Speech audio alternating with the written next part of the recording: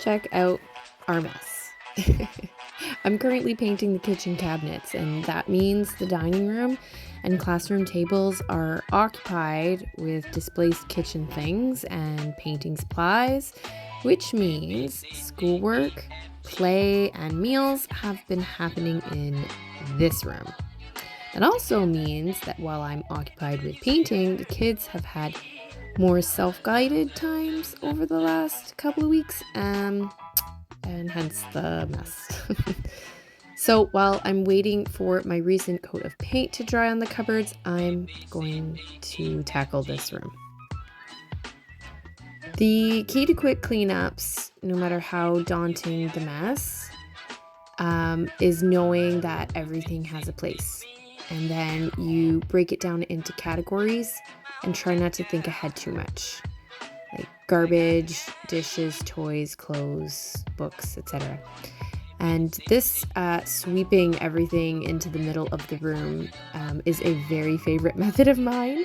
It's a really great way to quick clean a room, especially when the mess is so spread out like this.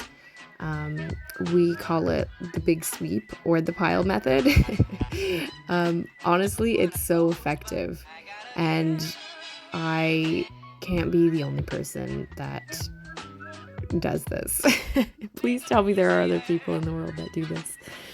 So I'm just folding up all the blankets. We always have tons of blankets, and they're usually kept in that little big blanket basket that's next to the couch there, that's kind of off camera.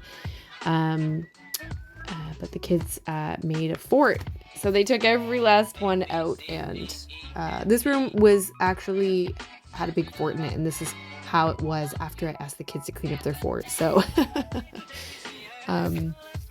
yeah, it wasn't quite clean. So anyway, I'm just sweeping up, and I'm gonna have to pull that. Yeah, I pulled the table out of the way because I gotta get under there. You know what? I get stuff just slides under there. It's crazy. And this seems like I maybe left it for like a few weeks. No, baby. Nope. This is something that I probably do at least twice a week. No joke. And it's just because, well, we get messy and then we clean it up again, obviously, but stuff just gets kicked under there. It's crazy the amount of stuff. So anyway, I call in all the troops once we have all of the stuff in the middle of the room, and then we just go through it. I've got little piles there separated for things that need to go to the classroom, things that need to go to the toy room, if it's,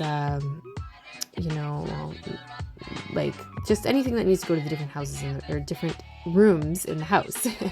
And then the kids do my footwork. And then after that, it's easy. I'm just going to sweep it all up and put it in the garbage. And it's way easier than going around and picking through everything, I am telling you. So big sweep method, people, it's awesome. So then, of course, this is what it's like when you're trying to clean with 4 kids at home. I'm just going to give the couch a quick vacuum. Well, not so quick. It looks quick on video, but it actually was pretty thorough. And I always have to pull out all the cushions, because it doesn't even matter if I ban eating in this room. And like I said, we're eating in this room right now because we're not using the tables because I'm painting the kitchen and I need the tables. However, it doesn't matter. Like, we have 2 dogs and 2 cats as well, and like dirt just gets in. So you got to make sure you're pulling out the cushions and getting in there and giving it a really good vacuum, all like several times a week. No kidding. Anyway, it just keeps the dust down and everything. So I'm just sweeping out more, making sure I'm getting all the little last bits and bobs. My helper Trixie there. It's a good thing we have 2 brooms, because I should get 2 mops as well, because because every time I get the mop out, she wants to do it too. And I mean, it's good. It's good to teach her.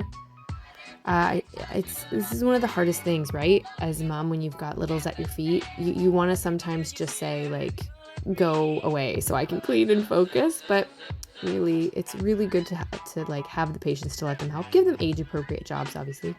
She loves spraying, so like this is a really good job for her. Spraying the table and giving it a wipe. And then she proceeded to do that like 3 or 4 more times after. So that table got really clean. So I'm just clearing off this cabinet on the side, this little counter space. I love this room so much. It is so beautiful. It's so full of light.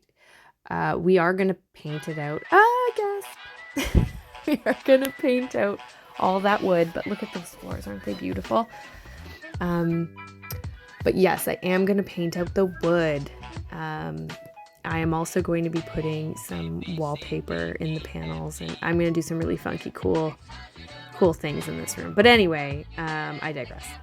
We'll get to that. That's on the list of all the reno jobs. I'm just about done the room, and really it didn't take that long. Probably about half hour, 45 minutes most.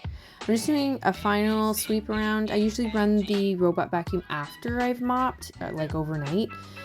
So right now I'm just getting the final little dusties up before I mop. I love these spin mops. I've tried, I had a really expensive mop and it was crap. I'm really sorry. I really like the Norwex brand stuff. I love the cloths. They're worth the money, absolutely. But the mop was not. It was really hyped and it was just not worth it for me. But this little spin mop is so great. I think it's like $30 for the whole kit, and then you buy the refills. I have like 8 refills that I rotate through, and they're washable, so they're really good. I haven't had a throny out yet, so it's been really good. I use a tablespoon of original Tide powder in super, super hot water, and it really is effective at cleaning the floor, and it smells really nice. You know, it's just a nice, like, very subtle, fresh smell, which I love. But here we are. This is it, and it didn't take very long, like half hour, 45 minutes max, and we're done.